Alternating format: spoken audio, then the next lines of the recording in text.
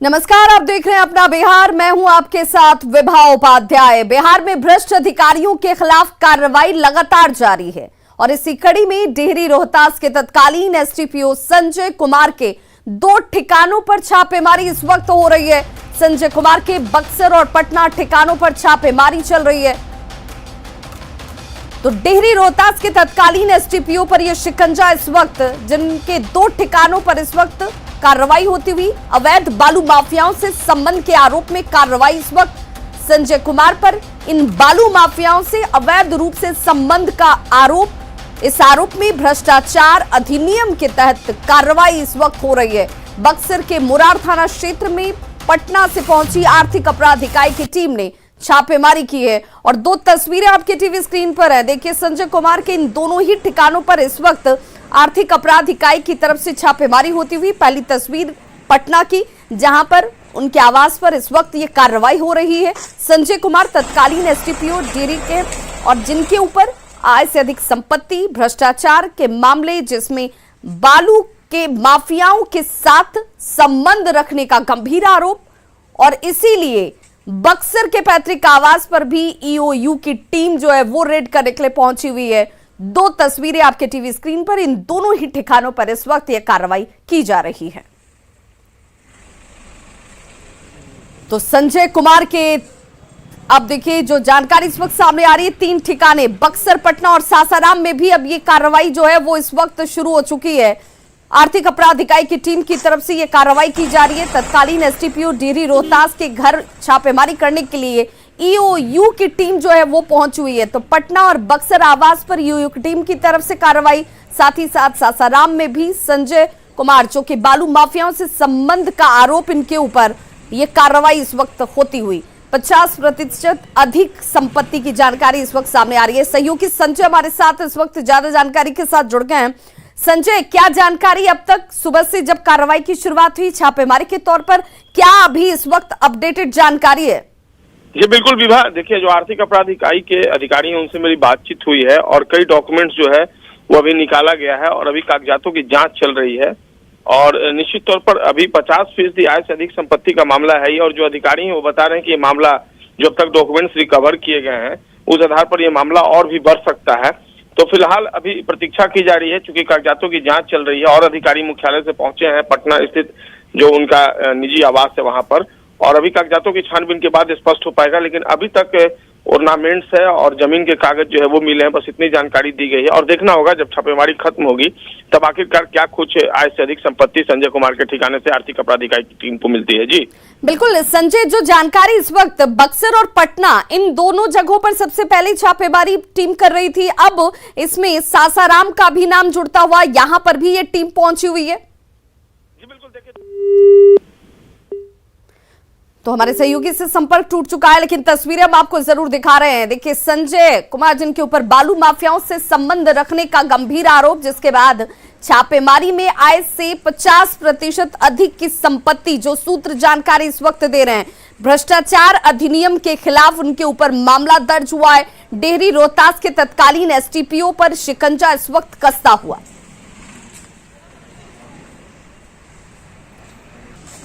तो लगातार एक के बाद एक उन अधिकारियों पर भी अब गाज गिर रही है, उन अधिकारियों पर भी कार्रवाई तेज हो रही है जिनका संबंध बालू माफियाओं से साफ निकलकर सामने आ रहा है। संरक्षण उन्हें दिया जाता हुआ, इनकी तरफ से अवैध रूप से कमाई की जाती हुई, धन का संचय किया जाता हुआ, और ऐसे में अब आर्थिक अपराध इकाई की तरफ से ईओयू की टीम जो है वो पटना, बक्सर और सासाराम में भी इन 3 ठिकानों पर इस वक्त ये कार्रवाई की जा रही है। भ्रष्टाचार अधिनियम के तहत ये पूरा मामला जो है वो दर्ज हुआ है। आय से अधिक 50%, अभी हालांकि सूत्र जो जानकारी दे रहे हैं, क्योंकि टीम इस वक्त भी कार्रवाई कर रही है, छापेमारी की जा रही है, कई कागजातों और दस्तावेजों की बात सामने आ रही है, लेकिन कुल कितनी संपत्ति का अर्जन इन्होंने किया है आय से अधिक, इसे लेकर थोड़ा इंतजार जरूर करना होगा। लेकिन तस्वीरें देखिए, पहली तस्वीर जो है वो राजधानी पटना की है, जब उनके पैतृक ये पहली तस्वीर जो है जहां पर उनके ठिकाने पर टीम पहुंची, छापेमारी की जा रही है और इस वक्त टीम की मौजूदगी उनके आवास पर ही है। वहीं दूसरी तरफ जो आपको तस्वीर नजर आ रही होगी, गाड़ियों की चहलकदमी दिख रही है, अधिकारी वहां पर मौजूद हैं। बक्सर का ये पैतृक आवास उनका है और यहां पर भी टीम पहुंची हुई है।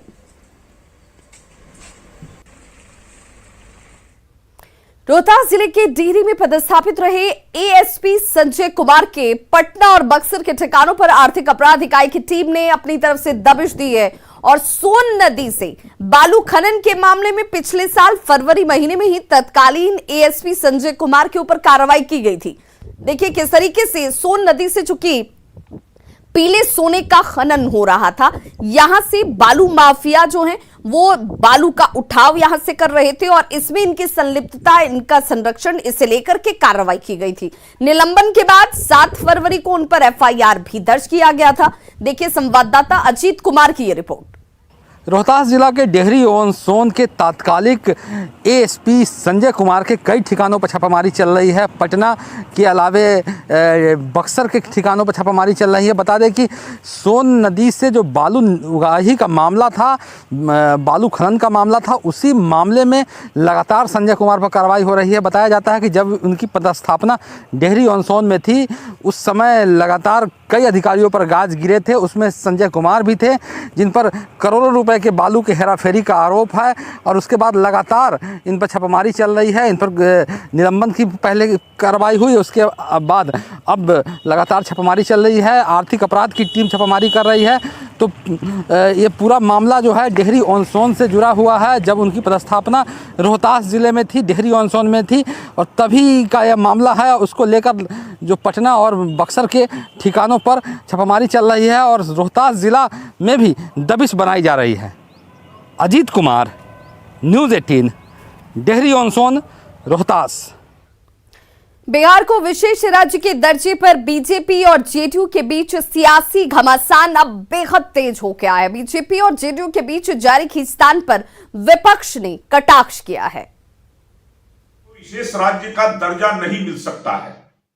14वें वित्त आयोग ने अनुशंसा किया था, लेकिन उसके बावजूद कुछ लोग जबरदस्ती इस मुद्दे को उछालने का काम कर रहे हैं। अरे बिहार का विकास सभी चाहते हैं। सब लोगों की इच्छाएं और ध्येय बिहार का विकास है। अरे गठबंधन में कोई भी बात बैठकर हो सकती है, लेकिन इस तरह से सार्वजनिक रूप से पोस्ट करना दर्शाता है कि गठबंधन को कौन लोग कमजोर करना चाहते हैं। बिहार की सरकार की जो योजनाएं हैं, चाहे वो नल जल योजना हो, हर घर बिजली की योजना हो, अन्य कई योजनाओं को देश के स्तर पर भी अपनाया जा रहा है, जो दर्शाता है कि नीतीश कुमार जी की कार्यशैली की शाख कितनी बड़ी है। बीजेपी जेडीयू के अंदर जो नूरा कुश्ती चल रही है, ये बिहार की जनता देख रही है। सत्ता की मलाई मिलकर साथ खाएंगे, सत्ता में बैठकर लड़ाई लड़ेंगे, जनता की भलाई की चिंता नहीं है। तेजस्वी यादव जी ने स्पष्ट कहा है, पढ़ाई, कमाई, दवाई, सिंचाई, सुनवाई, कार्रवाई, इसकी होगी लड़ाई। विशेष राज्य के दर्जे पर बीजेपी जेडीयू में ठनी हुई है। विशेष राज्य का दर्जा बीजेपी नहीं देगी, जेडीयू को स्पष्ट बता चुकी है। और बीजेपी लगातार कह रही है कि आदरणीय नीतीश कुमार जी ने कोई विकास का रोड मैप नहीं बनाया। जदयू और बीजेपी का गठबंधन बिना किसी सिद्धांत के सिर्फ और सिर्फ सत्ता में बने रहने का येन केन प्रकारेण का एक गठबंधन था। आज के दिन में बीजेपी में एक मजबूत धड़ा है, जिसे नीतीश कुमार और नीतीश कुमार की जदयू दोनों बोझ लगने लग गए हैं। उधर जेडीयू नेता नीरज कुमार ने कहा है कि बिहार का हक मांगना किसी को बदनाम करना नहीं होता है। एनडीए की सरकार के गठन के तुरंत बाद विशेष राज्य के दर्जा और विशेष पैकेज, यह मांग भारतीय जनता पार्टी और जनता दल यू कर रहा है। तो ऐसी स्थिति में अगर हम विकास के स्तर पे मानक को हमने लगातार बरकरार रखा है और विशेष राज्य का दर्जा मांग रहे हैं, तो राज्य के जनता की अपेक्षा के अनुरूप अगर मांग रहे हैं तो यह बदनाम करना नहीं है। मधेपुरा में सरस्वती पूजा के मौके पर मूर्ति विसर्जन के दौरान अत्याधुनिक हथियार से फायरिंग का मामला सामने आया है, जिसका वीडियो इन दिनों सोशल मीडिया पर देखिए किस तेजी से वायरल हो रहा है। तस्वीरें आपके सामने, एक्सक्लूसिव तस्वीरें आप देख रहे हैं। पलिकपार ये वो जगह जहां पर इस वीडियो के सामने आने के बाद एसपी ने इस पर संज्ञान लिया है। कार्रवाई की बात कही जा रही है। ये वीडियो सदर अनुमंडल के मुरलीगंज थाना के हरिपुर कला पंचायत के पलिपार गांव का बताया जाता है और सरस्वती पूजा के अवसर पर मूर्ति विसर्जन के दौरान लाइसेंसी गन से दे दनादन यहां कई राउंड फायरिंग की गई। वायरल वीडियो पर मधेपुरा एसपी ने तत्काल संज्ञान लेते हुए मुरलीगंज थानाध्यक्ष को फायरिंग करने वाले व्यक्ति की पहचान कर एफआईआर दर्ज करने के आदेश दिए हैं।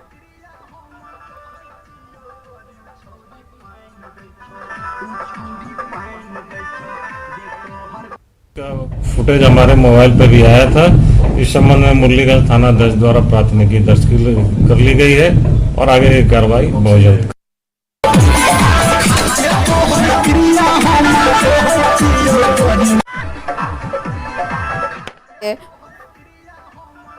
तो मूर्ति विसर्जन के दौरान देखिए हथियारों से लैस ये लोग आपको नजर आ रहे होंगे जो पलिपार का बताया जा रहा है और इस पर अब एसपी की तरफ से संज्ञान लेने के साथ ही साथ कार्रवाई के आदेश भी दे दिए गए हैं। लेकिन सवाल यही कि पूजा के नाम पर आखिर ये किस तरीके का प्रदर्शन है और इसे लेकर स्थानीय प्रशासन आंखें बंद क्यों रखती है। वीडियो वायरल होने के बाद कार्रवाई की बात अब जरूर कही जा रही है।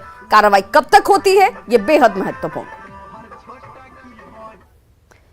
बेगूसराय के मरीलपुर गांव में प्रतिमा विसर्जन के दौरान मामूली सी कहासुनी के बाद दो पक्ष आपस में ही जमकर मारपीट करने लगते हैं। रोड़ेबाजी तक होती है। घटना में दोनों ही पक्षों की तरफ से 5 लोग घायल बताए जा रहे हैं और सभी घायलों को सदर अस्पताल में भर्ती कराया गया है। सूचना मिलने के बाद बलिया पुलिस गांव पहुंची। दोनों पक्षों को समझा बुझाकर मामले को शांत कराया गया। फिलहाल पुलिस अपनी जांच में जुटी है। सरस्वती पूजा बरसाने के क्रम में ये झगड़ा हुआ कल शाम में और उसके बाद आज हुआ। आटा लेने गए थे मिल पर और पहचान में आया जो यही था। कल भसान के कारण में झगड़ा हुआ और रोरमरोरी शुरू हुआ। उसके बाद फिर पुलिस। बिहार के सरकारी स्कूल के बच्चे इस बार भी परीक्षा देने की स्थिति में नहीं हैं।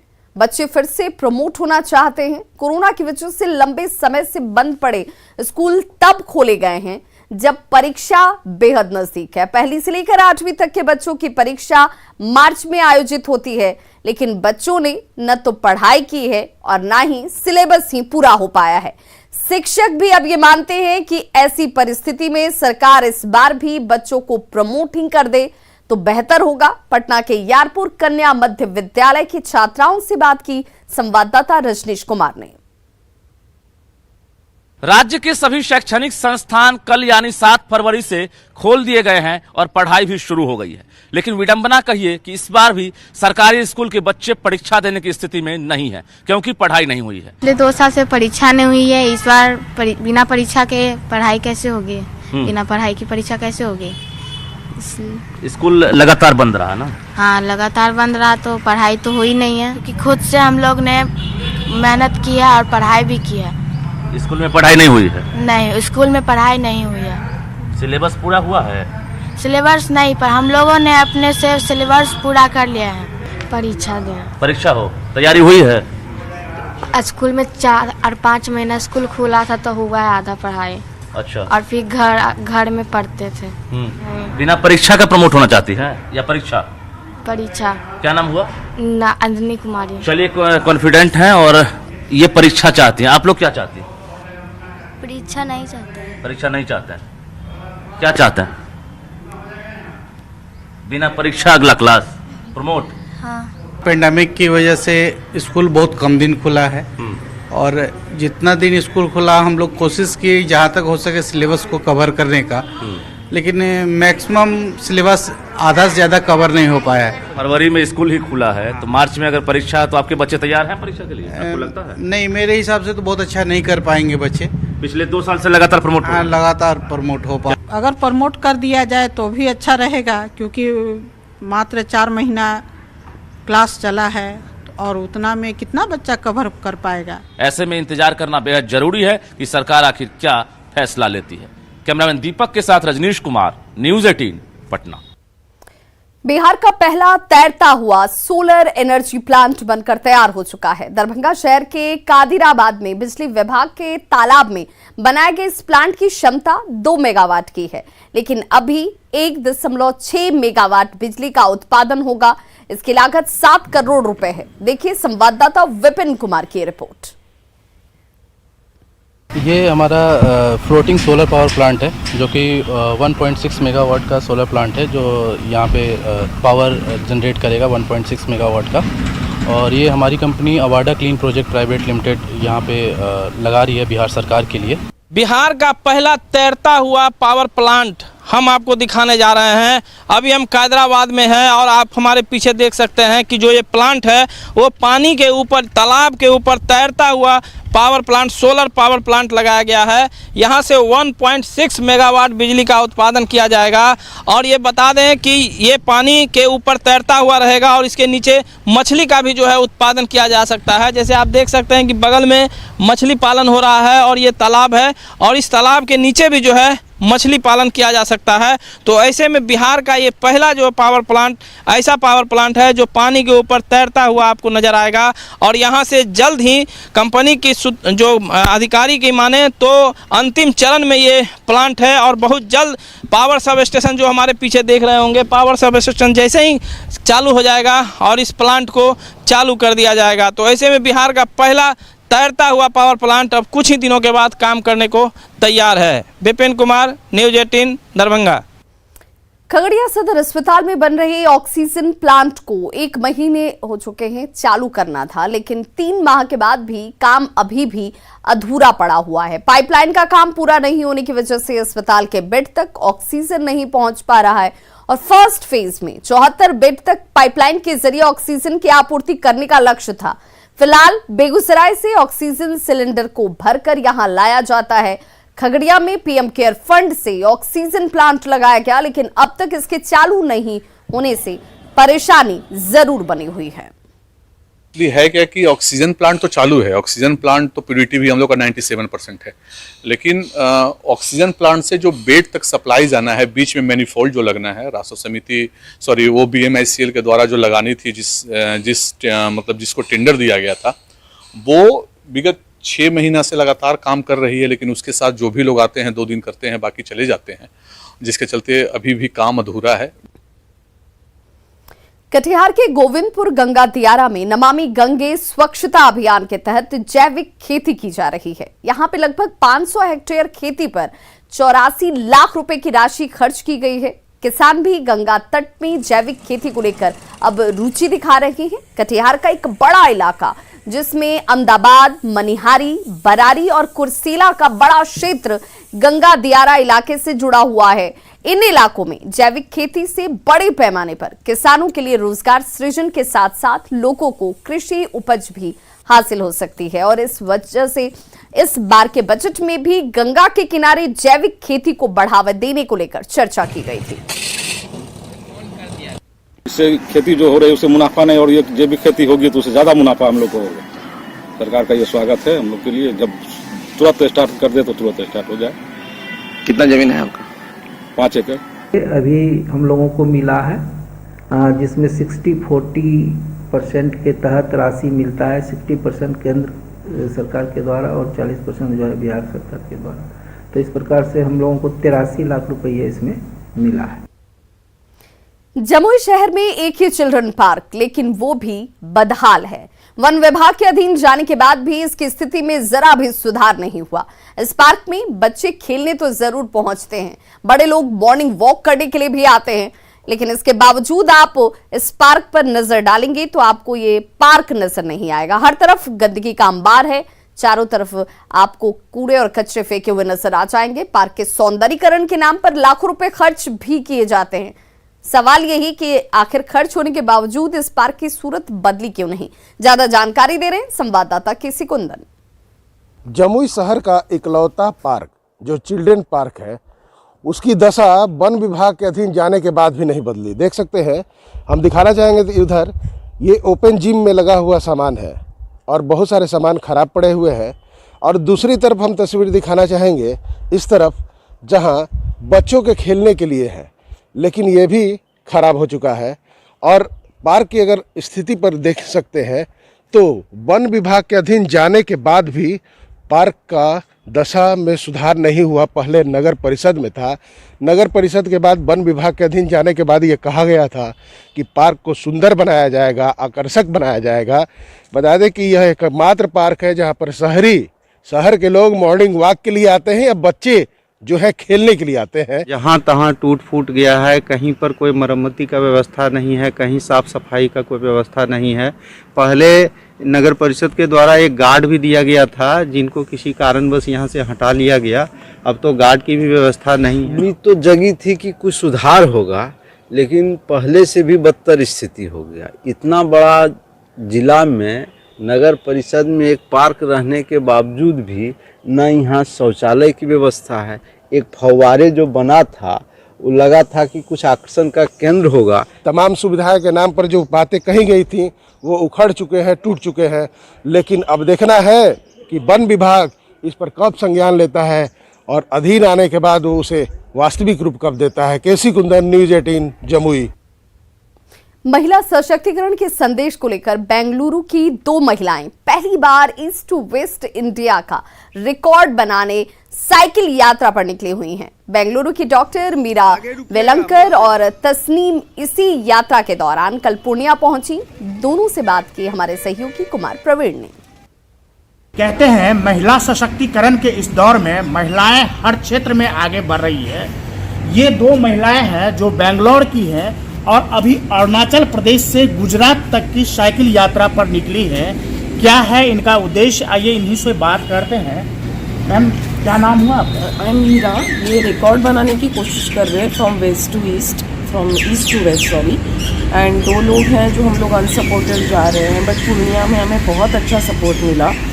एंड ये YHI की तरफ से मैडम एंड सर, एंड हम अब देख रहे हैं कि निकलते वक्त इतने भावुक हो गए हैं, इससे ज़्यादा कुछ बोल नहीं पाएंगे। मैं बैंगलोर से हूँ और हम शुरू हुए अरुणाचल प्रदेश से, किबिथु से, जो eastern most point of India है, और हम वेस्ट में जा रहे हैं गुजरात की तरफ, कोटेश्वर जो भुज से आगे आता है। साइकिल यात्रा करते हुए? हाँ, साइकिल यात्रा करते हुए करीब 4000 किलोमीटर्स है टोटल। यहाँ पूर्णिया तक हमारा 1400 किलोमीटर्स करीब हुआ है। क्या मैसेज देना चाहती हैं? ये कि महिला शक्ति और गर्ल चाइल्ड को बचाइए और उनको भी रिस्पेक्ट दीजिए। कुमार प्रवीण, न्यूज़ 18 पूर्णिया। तो खबरों का सिलसिला लगातार जारी है, आप देखते रहिए न्यूज़ 18 बिहार झारखंड।